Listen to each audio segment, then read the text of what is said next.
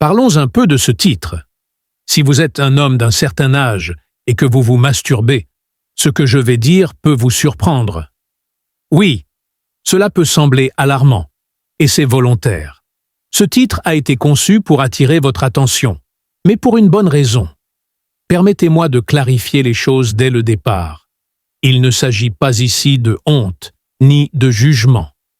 Ce que je vous propose, c'est une conversation franche, adulte, sur un sujet qui est encore trop souvent entouré de silence. Dans notre société, on aborde peu la sexualité des hommes vieillissants. Elle est soit tournée en dérision, soit complètement ignorée. Et pourtant, la sexualité fait partie intégrante de notre être, et ce, durant toute notre vie. Mieux la comprendre est essentiel pour notre bien-être global. C'est pourquoi aujourd'hui, nous allons examiner en profondeur, d'un point de vue de santé physique et psychologique, ce que la masturbation après 50 ans implique réellement pour le corps et l'esprit. Nous parlerons des nombreux bienfaits peu connus, mais aussi de l'avertissement important évoqué dans le titre, un avertissement que chaque homme devrait entendre. Pour avoir cette discussion de façon éclairée, commençons par comprendre ce qui se passe dans le corps masculin après 50 ans. Le vieillissement entraîne des changements naturels. Et j'insiste sur ce mot. Naturel. Le taux de testostérone diminue progressivement. Les réponses physiques évoluent. L'excitation peut prendre plus de temps à venir. Les sensations peuvent être différentes de celles connues à 25 ou 35 ans. Ce n'est pas un échec, c'est simplement de la physiologie.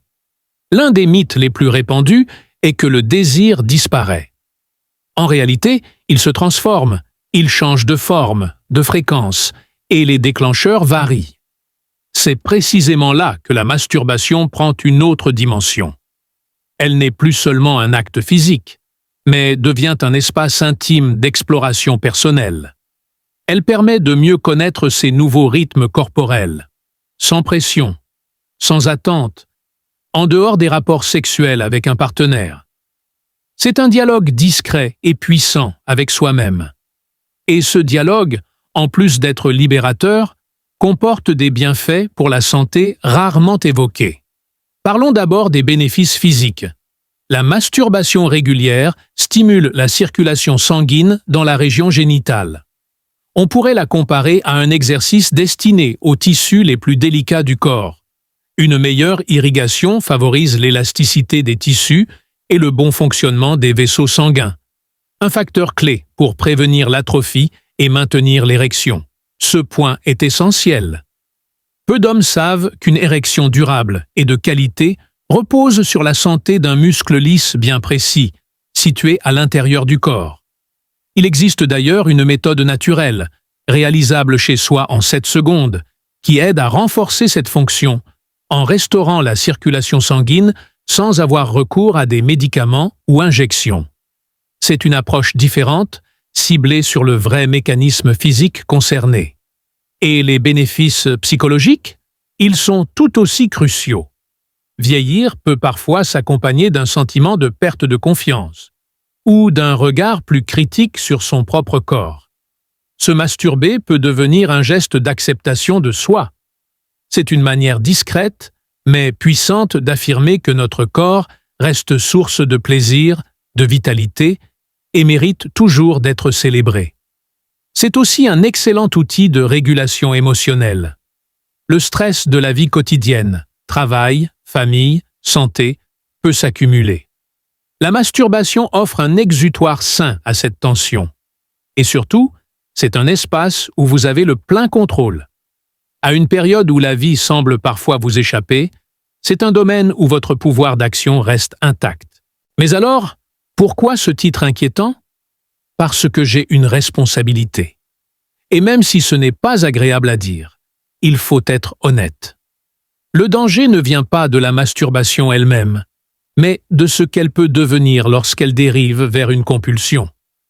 Lorsqu'un comportement agréable devient une habitude irréfléchie, il peut finir par nuire. Le premier risque est physique. Une masturbation excessive ou trop agressive peut entraîner un phénomène de désensibilisation. Un peu comme écouter de la musique trop forte en permanence. À terme, on ne perçoit plus les sons à volume normal. Le même effet peut se produire au niveau des nerfs génitaux. Une stimulation trop intense, trop fréquente, peut réduire leur sensibilité naturelle. Résultat: difficulté à ressentir du plaisir, frustration, voire anxiété, que ce soit en solo ou avec un partenaire. Le second risque est psychologique. Quand la masturbation devient un moyen d'évasion émotionnelle, elle peut masquer une solitude, une anxiété ou une tristesse non exprimée. Elle procure une dose rapide de dopamine, un soulagement temporaire, mais elle ne résout rien. À la longue, cela peut renforcer l'isolement. Plutôt que de parler à un proche, de sortir marcher ou d'affronter ses émotions, on se replie dans un comportement qui, bien que réconfortant, nous coupe du monde. Troisième risque, la négligence du mode de vie. Si la masturbation devient la principale source de plaisir ou de réconfort, elle peut évincer d'autres piliers essentiels d'une vie équilibrée. Activités sociales, loisirs, sport, relations affectives. Or, ce sont précisément ces éléments qui protègent contre la solitude et préservent notre santé mentale et physique. Quelle est alors la solution? Un mot simple mais puissant: l'équilibre. Une vie sexuelle épanouie, avec ou sans partenaire, s'intègre dans une hygiène de vie globale. L'objectif n'est pas d'arrêter, mais d'être conscient. Posez-vous honnêtement ces questions. Est-ce que cela enrichit votre vie ou la freine? Vous sentez-vous détendu et apaisé après? Ou vidé et insatisfait? Est-ce une connexion sincère à vous-même ou une fuite du monde? Masturbez-vous pour vous servir, pas pour vous enfermer. Intégrez cette pratique comme un outil parmi d'autres. Liens sociaux, activité physique, stimulation mentale, alimentation saine. Et si vous sentez que cela cache une souffrance plus profonde, sachez que demander de l'aide n'est pas un signe de faiblesse, mais un acte de courage.